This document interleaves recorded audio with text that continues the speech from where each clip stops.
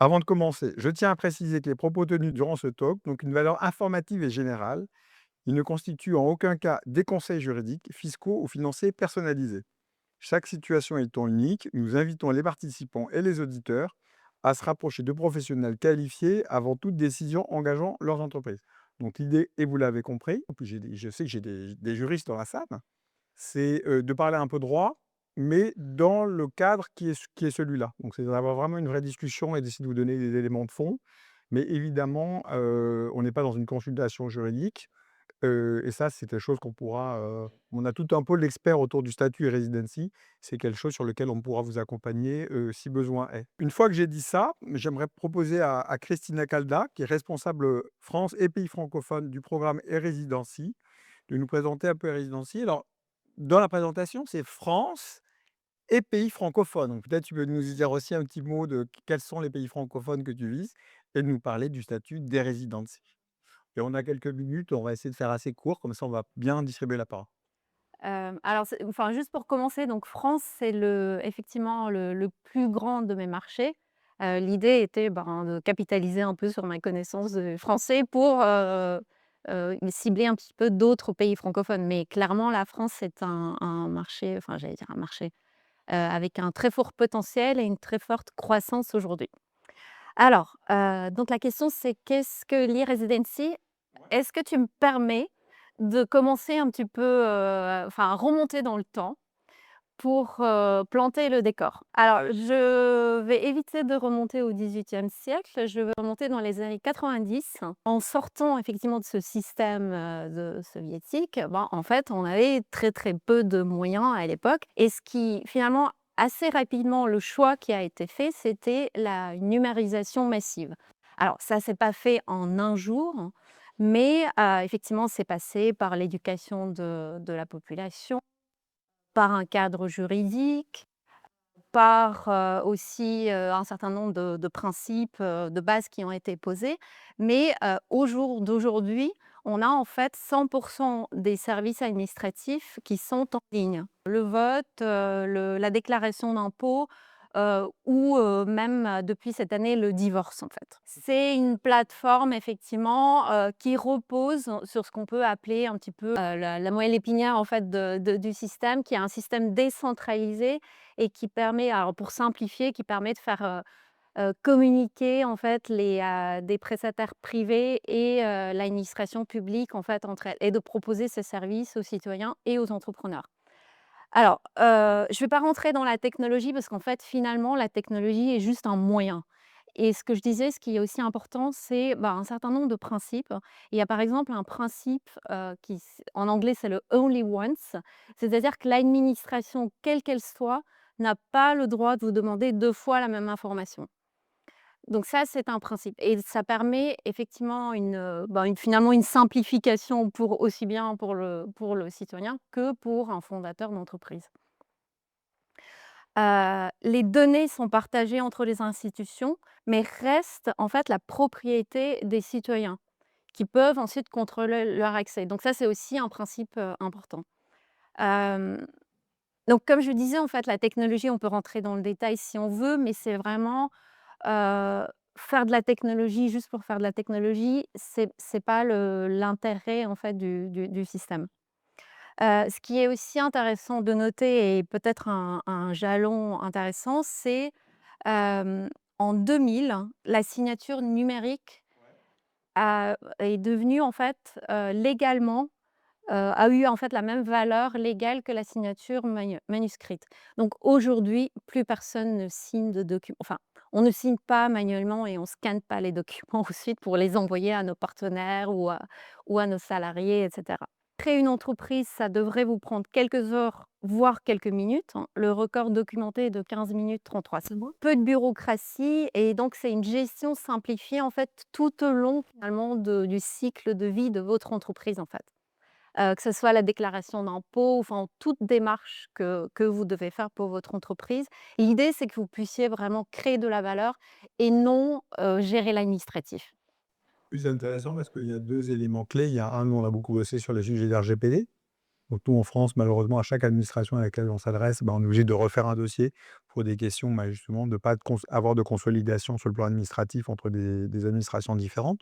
Donc on voit que le choix estonien a été différent, qui était au contraire de dire: «Je reste propriétaire de mes données et je vais pouvoir, en disposer assez librement vis-à-vis des tiers».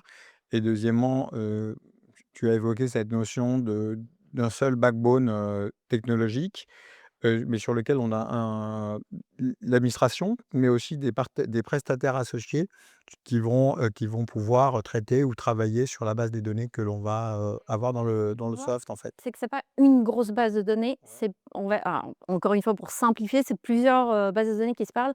C'est vraiment un système décentralisé en fait, ouais, de bases de données et d'informations Ouais. qui se recoupent. Ils Alors appellent ça la X-Road. C'est une moelle épinière auquel est ouais. connecté différents services, qu'ils soient privés ou publics. Un exemple que je donne souvent, par exemple, c'est, Ouais.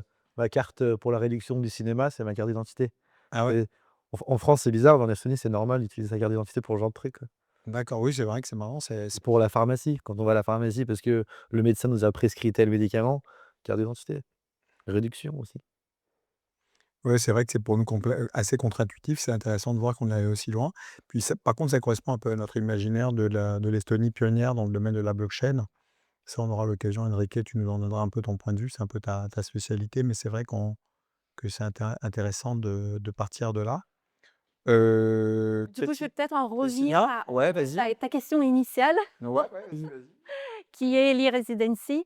Donc c'est quoi finalement l'e-residency? Bah, quelque part, c'est la continuation logique en fait de cette numérisation estonienne. Ce programme en fait a été officiellement lancé en 2014, donc il y a 11 ans. Et en fait, l'idée, c'est enfin, l'Estonie s'est dit: «Bah, si en fait nos citoyens et nos entrepreneurs profitent en fait de ces e-services, pourquoi ne pas l'ouvrir en fait au monde entier?» Donc finalement, l'e-residency, c'est pas un statut magique, c'est pas un statut particulier, c'est pas une citoyenneté, c'est pas une résidence physique. Ça va être en fait votre outil, numérique, votre clé numérique pour accéder à l'administration estonienne, aux e-services estoniens. Donc ça va être en fait une identité numérique émise par l'État estonien à des non-résidents. Donc que vous soyez français ou ressortissant d'un autre pays, vous pouvez demander l'e-residency et donc accéder en fait à l'écosystème numérique, estonien. Avec exactement les mêmes droits, que donc les citoyens estoniens, c'est-à-dire ouvrir votre entreprise en Estonie en quelques clics et ensuite la gérer avec, très peu de bureaucratie. Ce qui est intéressant et Kevin, moi, je vais te passer bientôt la parole, tu as commencé un peu à le dire, c'est qu'en fait, c'est quelque part, le rapport à l'administration qui est différent, dans ce que j'ai comme impression. C'est-à-dire qu'on n'est pas dans une administration qui est là et avec laquelle il va falloir jongler. On n'est pas dans un modèle un Ouais. peu colbertiste des choses, mais dans quelque chose qui est un peu plus: «Bon, j'ai une administration qui est en face de moi, mais qui quelque part, je vais ressentir un peu plus à mon service» parce que quelque part, il y a cette notion de praticité qui est quand même de ce que toi, tu es lyonnais, donc J'ai connu les 2. hein? J'ai connu les 2, l'administration française et estonienne, parce que ça fait 10 ans que je suis en Estonie et en fait, il faut remettre les choses dans leur contexte. L'administration française, elle a plus de 200 ans. Napoléon, grand contributeur de notre administration et cetera.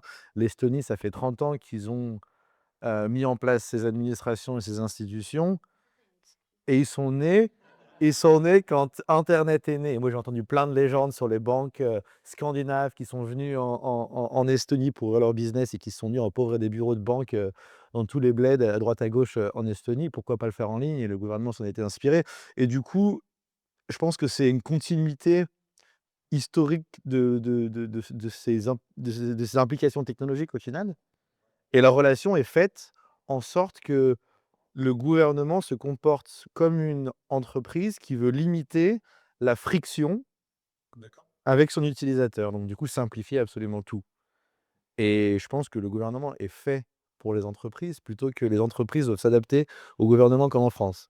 Enfin, c'est l'impression que j'ai en tout cas. Ouais, c'est marrant, bah, je vais te laisser revenir sur ton parcours. Et ce qui est intéressant, je pense que justement à la chute du bloc de l'Est, hein, puisque c'est un petit peu ça aussi quelque part, nous, c'est là où on a découvert l'Estonie, qu'on connaissait mal avant, ce qui est dommage, parce que c'était un pays avec lequel on a beaucoup d'histoires communes, hein, au niveau de la Ligue hanséatique. Nous, donc à un moment, on découvre l'Estonie, c'est un moment aussi où beaucoup de gens quittent l'Europe de l'Est, le bloc de l'Est, pour s'installer en Angleterre, pour aller en France, pour aller dans d'autres pays? Parce que quelque part, on peut faire plus d'argent ailleurs, on peut se développer plus facilement et cetera. Et là, ce qui est intéressant, mais je vais essayer de rebondir là-dessus, il y a semble-t-il très tôt cette prise de conscience qu'il faut être très attractif pour ses propres citoyens. Et peut-être que d'une certaine façon, dans ce que tu m'as raconté quand on a préparé cet entretien, toi, ce qui t'a intéressé, c'est cette notion d'attractivité, que tu as ressentie comme, entre guillemets, «irrésident», non, peut-être pas encore résident, tu étais vraiment Moi, je résident-résident, suis tu résident, me ouais. feras la différence et peut-être tu peux nous dire un peu nous parler un peu de ton parcours? Qu'est-ce qui t'a amené en Estonie? Où est-ce que tu en es maintenant? Ouais, alors moi, Quelles ça étaient fait, tes démarches? l'Estonie, ça fait, je suis arrivé en Estonie au moment où l'Estonie commençait à être un peu dans le pic de son histoire start-up avec, pas mal d'exits, beaucoup d'entrepreneurs et pas mal d'investisseurs étrangers qui venaient en Estonie au final et je connaissais rien à la start-up et j'en reviendrai plus tard. Je reviendrai à ça plus tard. Mais j'étais venu pour faire mes études à la base. Je suis venu pour faire un bachelor en économie, où j'ai découvert le monde de la start-up et quand j'ai découvert le monde de e-residency, e-governance et l'idée d'utiliser des outils informatiques pour conduire l'administration publique et ben je me suis dit: «Mais c'est ça qu'il nous faut en France» et donc je me suis spécialisé pour mon master, dans l'e-governance à Tartu dans le sud de l'Estonie, tout en travaillant dans le monde de la start-up. Il y aura une parallèle à faire plus tard, mais l'idée c'est que je me suis rendu compte qu'il y aurait des choses à changer en France, d'un point de vue administratif, mais malheureusement je changerai pas le monde, comme ça. J'ai vite, pris la route de la start-up à la place. Mais bref, moi je suis arrivé en Estonie en 2012, et j'ai commencé à travailler pour une entreprise estonienne qui s'appelle Funderbeam, qui était justement, dans l'idée de démocratiser l'investissement dans les startups, à travers, ce qu'on appelle une equity crowdfunding platform. L'idée de pouvoir tokeniser des parts d'entreprise, investir et acheter des parts en tant qu'individu, lambda, j'ai envie de dire. C'est quelque chose qui était normalement réservé, aux fonds d'investissement et cetera.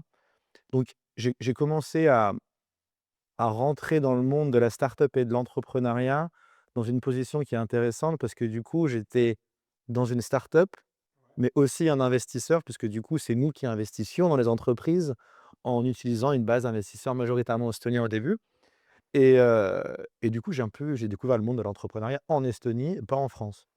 Bref, de fil en aiguille, j'ai continué mon master en Sciences Po, où j'ai étudié e-administration et cetera, pour finir, envoyé par mon entreprise en Espagne, pour lancer Funderbeam en Espagne à cette époque, avec l'idée de trouver les bonnes boîtes, espagnoles et portugaises dans lesquelles investir, construire un réseau d'investisseurs local pour co-investir avec des Estoniens, des Scandinaves et cetera. Je fais ça pendant 1 an, puis j'ai fini au Danemark, à Copenhague, faire la même chose, ouvrir le Danemark, pour cette entreprise, dans l'equity crowdfunding pre-seed seed, pendant un moment. Donc j'ai découvert les écosystèmes startup, les façons de travailler dans chacun de ces pays, chacun de ces écosystèmes. Fini aux États-Unis, rentré en Europe à cause du covid et cetera et ça fait 4 ans que je suis rentré en Estonie suite au covid.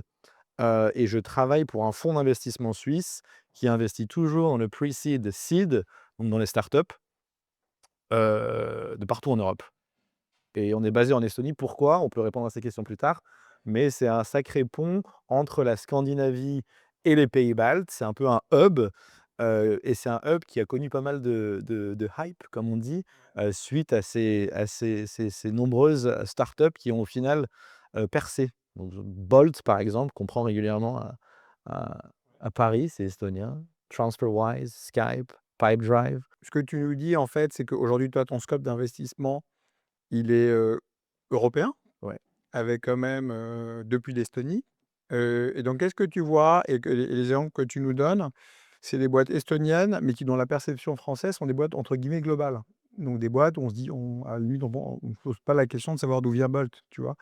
Donc ça, c'est assez intéressant que tu nous dises un peu, toi, ce que tu as perçu comme différence quand tu reviens à Lyon ou à Paris de l'écosystème, start-up français, de ce que toi tu as vu en Estonie et dans quelle mesure est-ce qu'il y a une touch estonienne et en quoi cette spécificité, elle te renvoie à cette notion de statut des résidents qui est quand même notre sujet d'aujourd'hui? Alors ça va être dur de connecter les points entre e-résident et Ouais, l'entrepreneuriat en Estonie. l'écosystème. Mais je pense que voilà, il y a une particularité, enfin il y a des particularités à la France et des particularités à l'Estonie. C'est-à-dire qu'en France, on a un marché qui est suffisamment grand pour avoir des ambitions nationales pendant un certain moment. OK? Et généralement, après, les entrepreneurs, ils veulent aller aux États-Unis. Bref.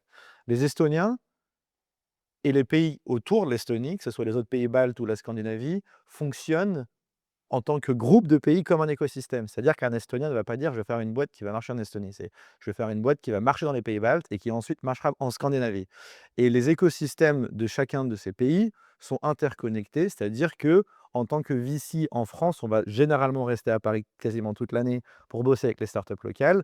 Un VC en Estonie va passer toutes les 2 semaines, soit à Vilnius, soit à Riga, soit à Helsinki, soit à Stockholm parce que c'est des écosystèmes qui tournent et qui travaillent ensemble. Donc du coup, ça crée une mentalité très différente sur le point de vue internationalisation, qui je pense est très typique de ces pays-là, parce que Ouais. leur marché est très petit d'origine. Il y a un autre truc intéressant qui est sur la mentalité des entrepreneurs. Les Estoniens, ils ont toujours été, je ne sais pas comment on dit en français, mais underdogs. Toujours l'idée de un peu DIY. Comment est-ce qu'on va faire? Comment est-ce qu'on va construire le truc? Beaucoup moins institutionnel et beaucoup moins professionnalisé si on veut. En tout cas, c'est ce que je me rends compte quand je parle aux entrepreneurs estoniens, aux Français. Ouais. Donc est-ce que tu penses qu'aujourd'hui, si je lance ma boîte, donc je suis au stade early stage du développement de mon entreprise, soit je veux le faire ou je l'ai déjà fait, mais je suis au début. Est-ce que ça fait sens, tout particulièrement de réfléchir Estonie, de réfléchir e-résidentier et Estonie?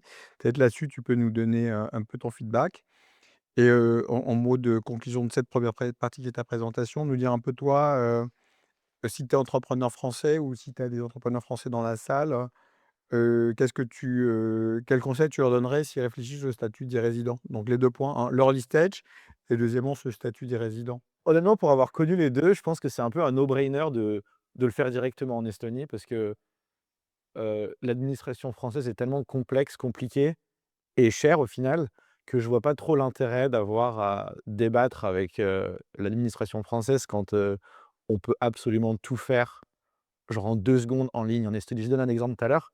Quand je suis venu à Paris, dimanche soir dernier, j'ai pris l'avion de Tallinn à Paris et dans l'avion, il y avait Starlink, donc du coup, j'avais internet et je devais changer le board member de mon entreprise. Du coup, je l'ai fait en ligne en 5 minutes, quoi. Enfin, ce genre de truc, ça m'aurait demandé un avocat en France, je suppose. Ça aurait été J'aurais dû payer probablement, heu, alors qu'en Estonie, tous les services, c'est comme ça et donc du coup, en termes de valeur ajoutée à n'importe quel stade de l'entrepreneuriat, je pense que c'est un peu un no-brainer au final. En plus, c'est l'Europe, donc du coup, d'un point de vue, market access, il y a pas de raison de ne pas le faire en Estonie au final. Faire en Estonie, créer une société en Estonie, vous pouvez le faire sans jamais mettre le pied en Estonie en tant qu'e-résident. Et venez. Donc, créer une entreprise en Estonie, ça ne veut pas dire venir physiquement en Estonie ou faire quelque chose, matériellement ou physiquement en Estonie. En fait, c'est vraiment faire toutes vos démarches en ligne et l'Estonie finalement est juste la plateforme à partir de laquelle, bah, vous faites rayonner votre entreprise. Si vous montez votre boîte en Estonie, vous pouvez même payer vos impôts en France, il y a aucun problème.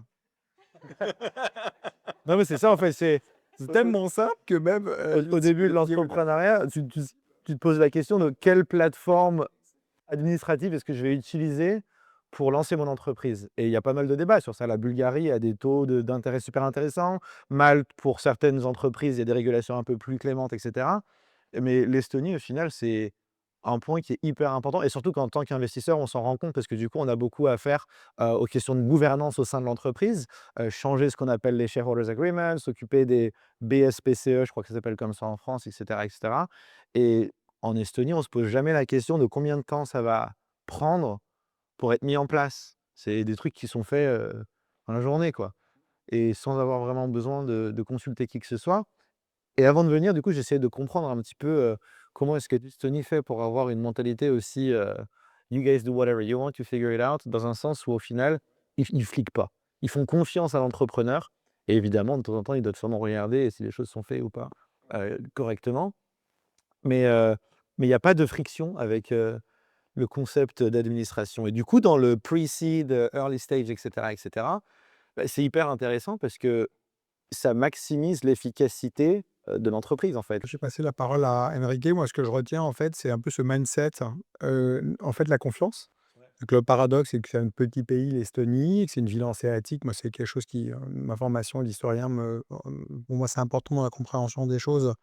C'est donc une logique, en fait, où, bah, une ville marchande où on est bien obligé de travailler sur la confiance. Vous n'avez pas un État fort qui va imposer sa règle à une population, donc il y a une différence de concept et donc c'est peut-être un peu ça et c'est peut-être pour ça que pour des gens entre guillemets «débrouillards», c'est intéressant et que ça peut faire du sens. Enrique, tu as un exemple, parfait de la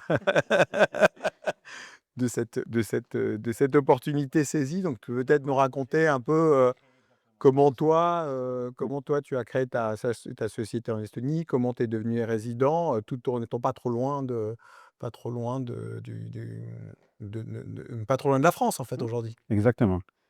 Donc, moi, c'est Riquet, j'ai créé une société qui s'appelle Clearvote, qui est une plateforme de vote électronique appuyée par une blockchain pour les actionnaires principalement. Étant franco-péruvien, j'habite à côté à Bâle, en fait, à côté de la frontière franco-suisse, germano-suisse. Mon associé, lui, il habite à Lausanne et il est canado-ghanéen. À tout vous dire, en fait, au début, en fait, la Lettonie n'était pas forcément dans notre radar. Mais quand on a commencé à creuser sur les avantages, c'était une évidence qu'il fallait qu'on se lance là-dessus. Mais peut-être avant de vous dire le pourquoi, le comment, je vais raconter en quelques mots pour l'origine finalement de Clearvote. Pourquoi créer une société de vote électronique par la blockchain.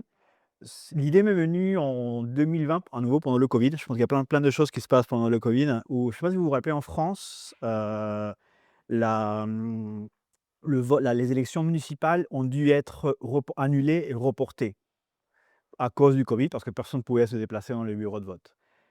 Étant donc naturalisé français, je pense que j'ai mis toujours un point d'honneur à voter systématiquement. Et ça m'avait choqué de me dire comment c'est possible qu'on ne puisse pas aller voter, qu'il n'y ait pas un système qui permette à tout le monde de voter de manière sécurisée, transparente, tout en garantissant l'anonymat bien sûr, de chez soi. Et en creusant un peu, on se rend compte déjà en Estonie, c'est possible déjà de faire ce genre de choses. Et l'idée était restée dans mon esprit. C'est surtout en 2022 où j'ai fait un MBA à Zurich, hein, où j'ai rencontré là mon associé, où on a monté une thèse en fait qui portait là-dessus, sur le vote électronique par la blockchain.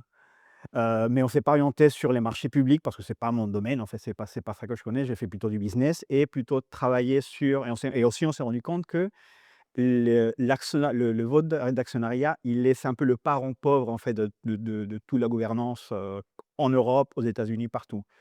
Pourquoi ne pas faciliter, finalement et maximiser la participation des actionnaires dans la gouvernance de l'entreprise en proposant un système de vote qui soit transparent, simple, sécurisé. Et c'est à partir de là, donc c'est parti d'une thèse à une entreprise où, que c'est voilà, que c'est ce qu'on a monté. Mais il fallait donc à ce moment-là décider qu'est-ce qu'on comment où est-ce, étant moi à côté de Bâle, mon associé à Lausanne, il fallait quand même soit on créait la société en Suisse ou en France.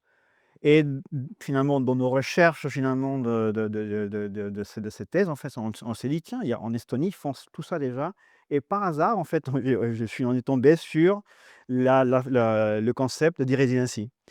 Donc on a chacun postulé, pour avoir donc ces petites cartes, en fait, à l'e-résident. On a pour la petite histoire, je l'ai obtenu on l'a obt on a dû moi, j'ai dû les chercher à Tel Aviv, en fait, à l'époque, je faisais des billets. Le visage, en fait, du clerc quand il voyait où débarquait un Péruvien et un Cambodgien à Tel Aviv pour récupérer nos cartes, en fait.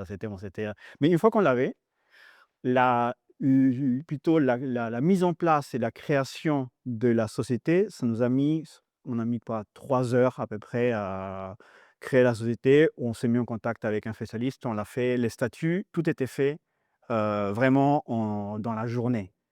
Les signatures se font moi j'étais donc chez moi à Bâle, mon associé à Lausanne. Les signatures donc avec cette carte, en fait, on a les codes, en fait, hein. Ça s'est fait pareil dans la journée, donc là, ça y est, la société était créée. L'année dernière, on a dû notamment, s'inscrire pour devenir assujetti à la TVA, estonienne. Pareil, en France, ça aurait été peut-être un peu plus compliqué de le faire. En Estonie, ça nous a pris, une journée. tout était signé à distance quand on a dû, augmenter, le capital social dans la société et ça requérait un changement de statut. Pareil, tout s'est fait de manière, ça a pas pris une journée en fait, un peu plus, mais et tout à distance. Donc c'est quelque chose en fait, on n'a pas c'est des éléments qui permettent finalement à nouveau de se concentrer sur le développement de l'entreprise et pas passer des heures à utiliser les conseils un conseil juridique qui est cher. Là, c'est vraiment c'est quelque chose de vraiment de super simple. Nous, pour nous, donc c'était là les choix qui nous ont c'était des choix assez rationnels en fait, hein, qui nous ont fait, porter sur le statut du résident et fonder la société, notre société en Estonie. C'était vraiment que et chacun étant à des endroits différents, le fait de pouvoir tout gérer à distance, c'était quelque chose de simplissime. Bien sûr, l'incitation à ne pas payer d'impôts tant que le capital se maintient, il est bien sûr, c'est important, mais on se dit dans un premier temps, il faut déjà créer les bénéfices. C'était pas la question la question primordiale, la question première, c'était simplicité. Donc ça, c'est quelque chose que ça répond clairement à nos besoins aujourd'hui, en fait, hein. Donc ça, c'est Ouais, c'est marrant parce qu'en fait, tous les 2 vous avez quand même un profil entre guillemets «un peu universitaire». C'est-à-dire que c'est quand même à la fin d'un cursus universitaire et de manière assez raisonnée, en fait, que vous êtes tourné sur le profil. On n'a pas tellement parlé «d'évasion fiscale» entre guillemets, si je peux ouais, caricaturer ouais. un peu. On a plutôt parlé de simplicité. Est-ce que tu as un petit peu commencé à élaborer cette notion de confiance et de carte d'identité qui sert à prendre des réducs sur le cinéma, qui est intéressante en termes de cas d'usage et de perception de ce que c'est que son identité, de cette identité numérique. Toi, Christina, tu nous as parlé de 2 choses. Tu nous as parlé de cette logique, en fait, de backbone blockchain quelque part. On a des éléments de service qui permettent de s'accrocher à ce statut des résidents qui est un peu ou de résident qui est quand même assez transverse dans ton rapport à l'administration, avec cette idée d'être, unique. C'est-à-dire que une fois que j'ai donné mon identité, j'ai le contrôle de mon RGPD, mais je l'ai fait une bonne fois pour toutes. Je le refais pas, 50 fois. Et nous, Monica, là, maintenant, on va parler un petit peu juridique. Mais Enrique, moi l'impression que ça me donne, ça a été un choix de rationalité, mais qui est en train de devenir un choix de cœur parce qu'on a vraiment l'impression en t'écoutant que tu l'as fait parce que c'était pratique, que tu avais pas de lien direct, et c'est vraiment été, bah, tu as fait ta grille et c'est là où il y a le plus de cash qui ont été cossés. Et maintenant tu commences à te «prendre au jeu» entre guillemets de cette relation spécifique à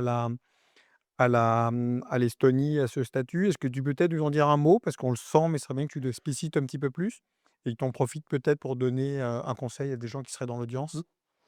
Bien sûr, quelque part, les premières 2 an les 2 premières années, j'ai même pas mis les pieds en Estonie. C'est cette année, en fait, au mois de mai, où, on a passé une journée, en fait, de découverte avec un autre groupe un groupe d'autres entrepreneurs où là, j'ai eu l'occasion de rencontrer Christina et c'est quelque part, je me dis: «Pourquoi je ne l'ai pas fait avant?» C'est la question que je me suis fait je me suis posée après, en fait, parce que on voit il y a un réel écosystème, d'entrepreneurs, d'entraide, notamment dans un cadre, en plus, dans un cadre juridique assez cadré, mais surtout vraiment c'est extrêmement vivant, et ça per et j'ai passé une journée, en fait, hein, et je suis rentré avec un carnet d'adresses, hallucinant avec des projets il y a aussi derrière les institutions et même les Estoniens, il y a une vraie volonté d'aider les entreprises à progresser. C'est dans le propre intérêt finalement de l'Estonie de nous aider, en fait, et ça, c'est quelque chose qui est assez puissant, en fait, hein. Donc là, maintenant, je veux venir, je pense que de plus en plus régulièrement à Tallinn. Je me permets juste d'ajouter une chose, donc au total, on a 129 000 e-résidents aujourd'hui, donc qui viennent en fait de plus de 170 pays. Donc il y a quand vous devenez e-résident, vous allez faire partie finalement de ce réseau d'e-résidents et les e-résidents échangent aussi des informations entre eux, éventuellement peuvent parfois faire du business entre eux. Donc vous faites partie du club d'e-résidents et ensuite vous faites aussi partie du club de finalement d'entrepreneurs et de start-upers, estoniens, voire nordiques, puisqu'il y a en fait ce vrai lien en fait, avec les Nordiques. Donc double bénéfice, en devenant e-résident. Ouais, c'est marrant. Ce que disait monsieur l'ambassadeur tout à l'heure, c'est quand même, moi j'étais bluffé, 10 des boîtes estoniennes sont créées par des résidents, c'est tout à fait significatif. Bah, en fait, actuellement, depuis quelques années, c'est une entreprise sur 5 Qui est carrément un qui est créée p où il y a au moins un fondateur y-résident, qui est y-résident. ouais. Moi, j'aime bien la notion de au moins un fondateur et résident parce que ça pose la question aussi de avec qui on lance une boîte qui nous, à Creative Valley, un de nos thèmes, clés. C'est-à-dire, la question de la diversité ou d'avoir des profils différents ou qui viennent de pays différents, c'est souvent extrêmement intéressant en termes de création de valeur. Monica, donc, nous, on a le plaisir de bien se connaître, donc, Monica Zaidel-Moreau, ça fait maintenant plus de 20 ans que tu es avocate. Et tu es, une grande spécialiste justement de cette caution de transnationale, donc cross border, puisque, une grande partie de ta carrière, tu l'as fait en travaillant avec le Moyen-Orient, avec l'Allemagne, avec, cette notion de pouvoir accompagner les entreprises des 2 côtés d'une frontière. Donc peut-être je vais te laisser te présenter en quelques mots et après j'ai quelques questions pour toi. Ah bah, tu m'as déjà présenté. Oui, effectivement, je suis donc allemande aussi et le souci d'efficacité justement d'accompagner les clients quand ils souhaitent se lancer dans un nouveau projet et la frustration de devoir consacrer des heures à des tâches complètement, dénuées d'intérêt pour les clients comme pour nous, mais qui sont nécessaires pour dépasser certains obstacles administratifs. C'est forcément une perte de temps et tout à l'heure, quand tu donnes l'exemple avec le changement de board member dans l'avion, bah, en Fran c'est quand même aussi une responsabilité juridique quand on figure comme représentant d'une société sur le CABIS, l'extrait, CABIS donc en France et que ça met des mois à être changé, mais on reste responsable pendant toute la durée qu'on figure sur le CABIS. Donc c'est aussi rassurant cette réactivité quand ça peut être changé rapidement, quand qu'on n'a plus la fonction, qu'on a été révoqué ou qu'on a démissionné, de pouvoir sortir tout de suite. Et ça en France, ben, parfois ça dépend des greffes, de la région, ça peut prendre des semaines comme des mois. Et ça crée énormément de frustration. Pareil pour les créations d'entreprises, c'est quelque chose, on a pas mal échangé avec Christina, oui, ça c'est beaucoup de freins à l'initiative et à l'entrepreneuriat qui sont levés.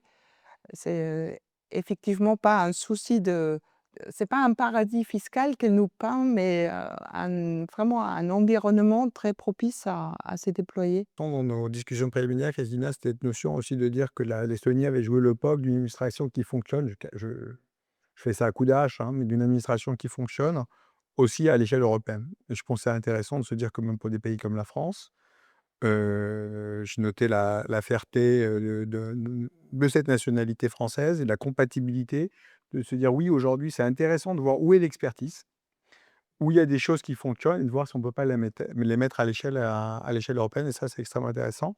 Donc nos questions justement, Monica, pour commencer, c'est, j'ai lancé une entreprise en France, dans quelle mesure est-ce que c'est compatible avec lancer une entreprise, en Estonie ou est-ce que ça va être le bazar, notamment dans ma relation vis-à-vis de l'administration fiscale? Comment ça va se passer en fait?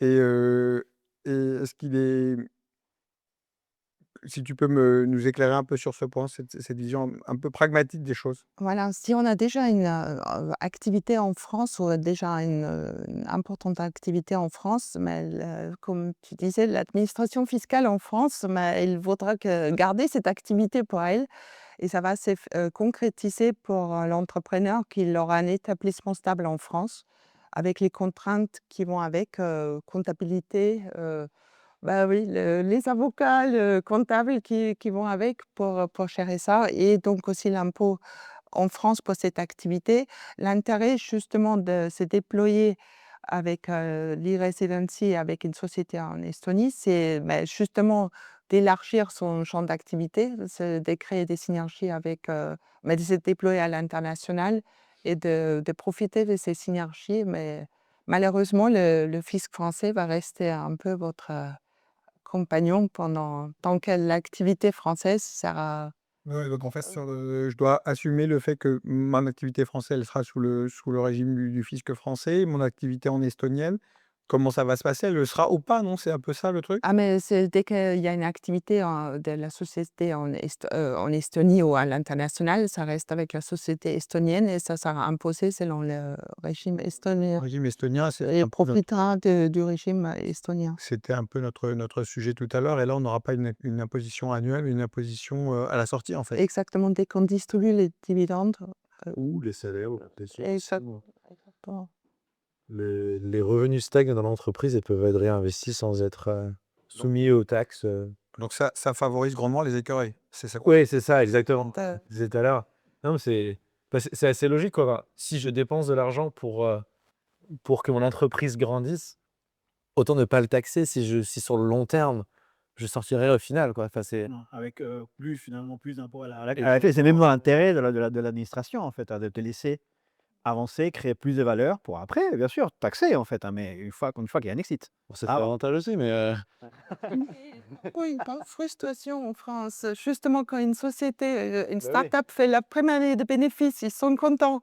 Après, ils voient justement 25 qui partent, mais après, le pire, c'est le deuxième effet qui se coule, qu'il faut faire la compte pour, l'année suivante qui est prélevée aussi. C'est pas que 25, c'est 50 finalement qui Ouais. partent parce que la compte Payer sur des choses qu'on n'a pas, c'était problématique, en fait, hein, ouais. Là, c'est et la hyper important pour trésorerie, une entreprise de effectivement et ça crée des frustrations justement surtout pour des jeunes entreprises qui sont contentes d'enfin avoir des chiffres, Pour que ça cesserait, parce que quand on lance une boîte, dans tous les pays du monde, la question de la liquidité, d'avoir un peu de cash est extrêmement ah oui. importante, d'avoir un peu et donc là-dessus, c'est quand même effectivement un avantage, concurrentiel au démarrage. Donc je reprécise et je te pose ma deuxième question. Donc quand j'enregistre ma société en Estonie et je reste vivre en France, comment ça se passe pour mes impôts perso et les impôts de ma société? Si tu peux me personnellement, je vais être imposé sur quel régime ou? mais, tant qu'on réside en France, mais ça sera le droit français qui va, pour tes revenus personnels. D'accord. Donc, c'est, effectivement les dividendes quand ils sortent, de l'Estonie, ils sont taxés de taux estonien mais par contre toi, tu es imposé avec la flat tax après en France pour les revenus que tu en tires. D'accord. Donc si je dis pas de bêtises, j'ai besoin de sortir de l'argent de mon entreprise, donc je me paye des dividendes. Ces dividendes, je vais payer la flat tax parce que je paye mes impôts Ouais, pour que ça exactement. rentre en France. Ensuite, post flat tax, ça c'est ma base imposable et hop, je vais payer mes impôts en tant que citoyen français sur cette assiette. Exactement et tu restes imposé de toute façon en France, oui, en Estonie, pour l'entreprise. Donc je vais rester, donc je paierai, en Ah oui, il y a certaines non, non, mais il y a certaines rémunérations, sont imposées en Estonie, notamment les jetons de présence Et je pense que et des certaines rémunérations, si j'étais résident français aujourd'hui et que je tirais des dividendes de mon entreprise estonienne, je perdrais 20 en Estonie et la flat tax en oui, France. c'est ça, c'est c'est ça, ça. donc tu aurais le cumul des 2. Donc à la limite, tu serais même presque un peu plus imposé Oui, que si oui, tu oui, faisais tout en France, hein, c'est ça. exactement et résidence, c'est 186 jours dans le pays. C'est à savoir aussi ça. Non, oui, non, il y a pas on ne sera pas plus imposé. C'est toujours, intéressant de passer par l'Estonie D'accord. parce qu'il y a pas l'impôt, automatique, le couperet dès que tu fais des bénéfices, mais seulement quand tu le sors et tu as déjà et le taux est moindre Le aussi le encore. le le grand atout, c'est pour les écureuils. C'est-à-dire que si vous gardez vos noisettes à la maison sur votre compte, vous n'êtes pas imposé jusqu'à ce que vous les sortiez, parce que vous avez besoin de manger quelques noisettes. D'accord? C'est pour faire clair, c'est C'est un peu ça la logique. Christina, le statut d'irrésident permet-il d'obtenir un visa? Non. Donc non. Je n'ai pas mon visa pour l'Estonie si je suis résident. En fait, comme je disais tout au début, c'est pas un c'est le statut d'irrésident, en fait, c'est pas un statut, magique, c'est finalement votre carte d'irrésident. En fait, on dit irrésident, mais en fait, c'est vous obtenez votre carte d'irrésident, enfin, votre kit d'irrésident, ça va être votre outil, en fait, votre outil numérique et c'est tout. Vous aurez pas de c'est pas un visa, c'est pas en fait, la carte donc Enrique montrait effectivement, ressemble à la carte d'identité estonienne, mais sans la photo. Donc c'est pas une carte, d'identification à proprement parler, parce que nous, effectivement, on possède, en fait, une carte qui a la même puce, mais on a une photo dessus, donc c'est effectivement notre, et donc Kevin qui est résident a sa carte avec une photo. On est d'accord. Normal. Carte normale, enfin voilà. Donc il y a pas de visa, il y a pas de c'est pas une carte de séjour, Mais permis de séjour, non, non, non plus. non. Permis de séjour non plus. C'est une clé d'accès. Sachant que C'est vraiment une clé en plus. Oui, c'est De là, on sert en fait, hein. la carte, vous avez 2 codes PIN. Vous vous en servez, en fait, pour vous identifier, mais en fait, aujourd'hui, il y a des, solutions dématérialisées que la plupart des gens utilisent.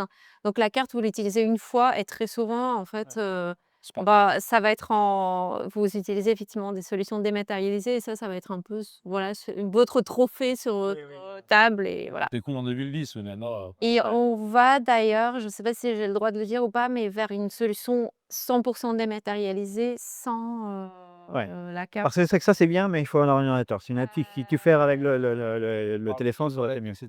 Voilà. Probablement 2027. Sur le plan pratique, peut-être Mmh. Christina, tu peux nous dire la procédure, comment ça se passe? Je veux devenir résident demain, pourquoi pas? Alors, Alors vous faites la demande en ligne, donc sur le site e-resident.gov.ee. Hem Et en fait, vous remplissez en fait un questionnaire, ça va vous prendre, selon votre dextérité, je sais pas, 15-20 minutes. Si vous avez un petit peu réfléchi, souvent il faut expliquer un peu votre motivation à devenir e-résident.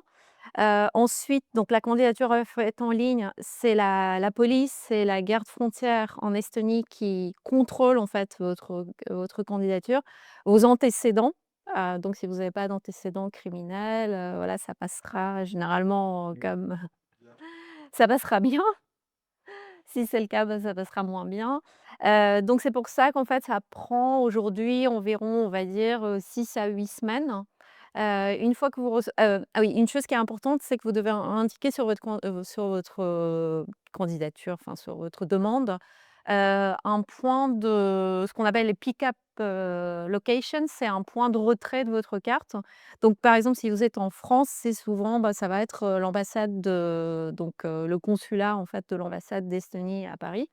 C'est ici que vous allez devoir, retirer votre carte et c'est le seul moment finalement où vous devez vous présenter quelque part physiquement parce que c'est le moment où on vous prend vos empreintes digitales et on vous identifie en fait et on vous donne votre carte. Après ça, voilà, vous faites tout, 100 en ligne. Donc avec la carte, effectivement, c'est une fois que vous l'avez donc si vous voulez créer une société en Estonie, vous pouvez la créer en fait sans avoir la carte. C'est juste plus compliqué, vous devez vous rendre sur place.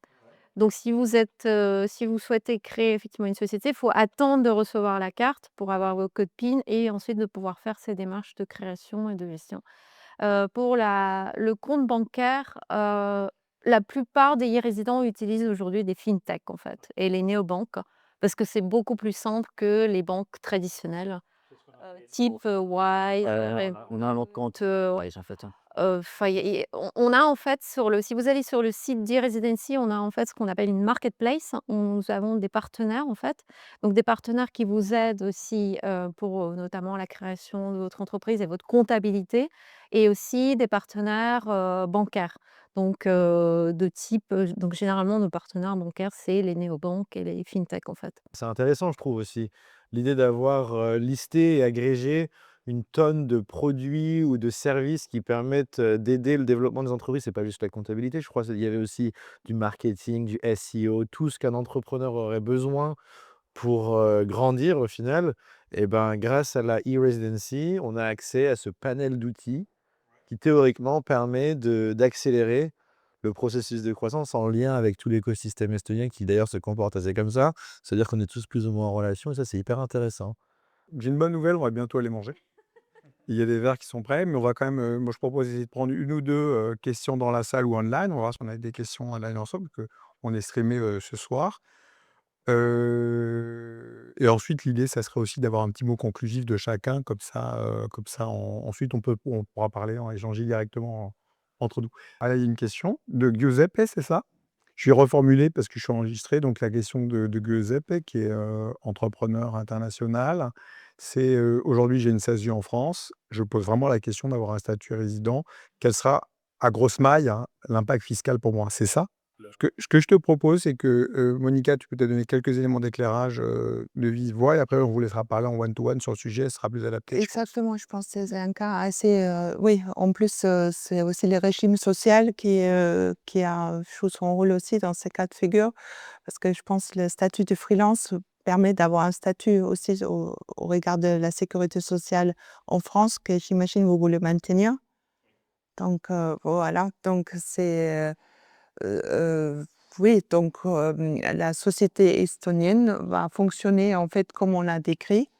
La SASU va être, j'imagine vous êtes en cours de l'équitation, il y a pas de oui, il faut faire quand même bien les démarches pour que justement qu'il y a pas des rappels d'impôts, URSSAF et autres, faut bien faire, et TVA va aussi, oui, parce que tous ces points sont à respecter. Mais après ça sert à l'imposition, comme on a expliqué tout à l'heure, ça dépend du moment que des dividendes sortent de l'Estonie, qui seront donc taxés en Estonie et après en France. Donc on est résident fiscal Tu auras les français. 2, mais tu auras pas tu auras une décote. Ce que tu as payé en Estonie, on va le retirer de ce que te pas de double imposition, tu vois? Donc tu auras une décote de ce que tu as payé en Estonie, on va pas te le réimposer en telle convention Mais on va fiscale. préciser ça tout à Et l'heure. voilà, un mot de la fin peut-être, Enrique? Si vous choisissez l'Estonie, c'est vraiment par la simplicité, l'écosystème, d'autant plus que dans des sociétés technologiques, en fait, hein, il y a vraiment, voilà, il y a de quoi faire. Le fait, bien sûr, les impôts, c'est important, mais que ce soit pas le point essentiel. C'est d'abord, c'est simplicité et profiter aussi au maximum de ce que l'Estonie peut vous offrir en écosystème technologique, entrepreneurial, au niveau des incubateurs, des VCs également. C'est ça les points principaux qui Monica, est-ce que tu as un mot de la fin, ma chère? Que c'est effectivement un système très enthousiasmant et par contre, pour justement éviter les frictions avec la France, c'est pas mal de se faire conseiller au moment du switch pour éviter d'avoir des soucis par la suite. Ça pourra Oui, faites-vous conseiller, c'est bien aussi, ouais. Il faut anticiper, je pense. ouais. On a décidé de jouer le statut, il faut anticiper, il faut faire les chi d'ailleurs, c'est pour ça qu'on a des juristes aussi avec nous aujourd'hui. Parce que c'est ça, c'est des points qu'il faut regarder à l'avance, mais qui sont gérables si on les a bien anticipés. Il faut bien distinguer les activités, ce que vous faites en France, ce que vous êtes en Estonie, par exemple, ça m'a l'air d'être assez important. Kevin, ton mot de la fin? Mon mot de la fin, c'est que l'entrepreneuriat estonien, c'est un état d'esprit plus qu'un modèle économique. Et je pense que c'est ça qui est intéressant à explorer. J'ai vu pas mal de e-résidents qui sont devenus résidents et qui sont venus en Estonie et qui ont jamais vraiment fait l'effort de s'intégrer à cette communauté qui, je trouve, est vachement intéressante parce que les entrepreneurs qui ont réussi passent encore beaucoup de temps avec les entrepreneurs qui ont envie de réussir et c'est quelque chose qui est, pas forcément commun ici, par exemple. Genre avoir, les fondateurs de Bolt, de Pipedrive, de TransferWise qui passent du temps dans nos accélérateurs, dans nos incubateurs, qui passent du temps à encore faire du mentoring auprès des startups. Je trouve que c'est une opportunité pour n'importe quel entrepreneur d'apprendre de ça et aussi d'apprendre de la mentalité d'être international day one et ça, c'est vraiment cool parce qu'il y a plein de cultures et il y a plein de gens cool. Moi, je suis hyper d'accord avec ça parce que je me rappelle, il y a une dizaine d'années, j'avais rencontré les gens de l'Estonie à Westenbayern en Bavière. Et ce que j'avais ressenti, c'est ce côté, on se serre les coudes, on se connaît bien entre résidents. Il y a ce côté petit pays où en fait assez vite, voilà, assez vite, voilà, tu connais les gens, quoi. Donc c'est comme si une ville était un pays. Je simplifie un peu, bien sûr, mais tu as ce sentiment qui est quand même très agréable. Et même là, je sais que vous avez la moitié du panel va aller en Espagne ensemble, donc bon, je dis rien. Ouais, bah, c'est un peu ça que je viens aussi, j'ai toujours été très communauté, j'aime bien connaître les gens, quoi et en Estonie, si tu connais pas la personne, tu connais quelqu'un qui connaît la personne C'est ça. et du coup, c'est toujours facile d'avoir accès à ce genre de conseils spécifiques, à avoir besoin de telle personne pour tel conseil et ben, c'est toujours à portée de main, au final. Christina? Je pense qu'il y a plein de choses qui ont été dites. Au-delà vraiment de l'aspect fiscal, j'aime bien ce côté, simplicité, écosystème, communauté, c'est vraiment des mots-clés importants. Peut-être en fait pour généraliser un peu, on parle, en fait beaucoup maintenant d'Europe, un peu le retour à l'Europe. Mais l'Europe, finalement, c'est pas une entité, enfin, c'est une entité, c'est finalement un patchwork juridique aussi très différent et en fait, beaucoup de complexité pour les entrepreneurs, en fait, puisque dans tous les pays, vous avez, en fait, un cadre juridique différent et donc depuis, quelque temps, on parle maintenant du 28e régime ou le EU Inc. Je ne sais pas si vous en avez entendu parler. Ce qui En France, c'est France Digital. Je sais qu'il y a beaucoup, en fait, aussi plaidé pour ce régime, d'avoir un régime juridique et fiscal, si je dis pas de bêtises, unique, en fait, pour des entreprises innovantes, hein, qui le souhaitent et donc ça veut dire qu'il y a un manque, en fait, il y a un besoin et quelque part, l'e-residency, on peut dire que c'est un peu le précurseur de ce type de système, simple et unique, en fait. C'est assez marrant, ça c'est un peu mon mot de la fin. C'est-à-dire qu'en fait, moi je fais beaucoup d'Europe, on se promène beaucoup, beaucoup en Europe actuellement, on voit beaucoup des investisseurs, des startups dans toute l'Europe. Et ce qui est intéressant, c'est qu'aujourd'hui, on sent, depuis justement que la relation avec les États-Unis s'est un petit peu complexifiée et que la relation avec la Chine est à structurer, on va dire ça comme ça. On sent plus d'intérêt pour ce qui se passe en Europe pour beaucoup de gens et on sent un sentiment on est entre guillemets un peu plus européen parce qu'un peu plus isolé des autres grands blocs. Et dans ce contexte, moi, je vois de plus en plus d'entrepreneurs qui se promènent. Je vois aussi l'Union européenne qui fait de plus en plus d'efforts aussi pour supporter et accompagner ces startups européennes. Là, je reviens de Roumanie et j'ai vu que, par exemple, on avait, des fonds estoniens qui avaient travaillé avec nous sur des sujets. Donc on sent qu'il se passe quelque chose et l'Estonie et ce qui se passe, en Estonie, c'est pour moi beaucoup un sujet un peu de poisson pilote. Donc je trouve ça vraiment intéressant de voir ce qui a été fait. Je pense qu'il y a pas mal de choses à en apprendre. Nous, on a envie de faire des suites à cet épisode, donc donnez-nous des sujets. Moi, j'aime bien Europe, Estonie, je trouve ça intéressant.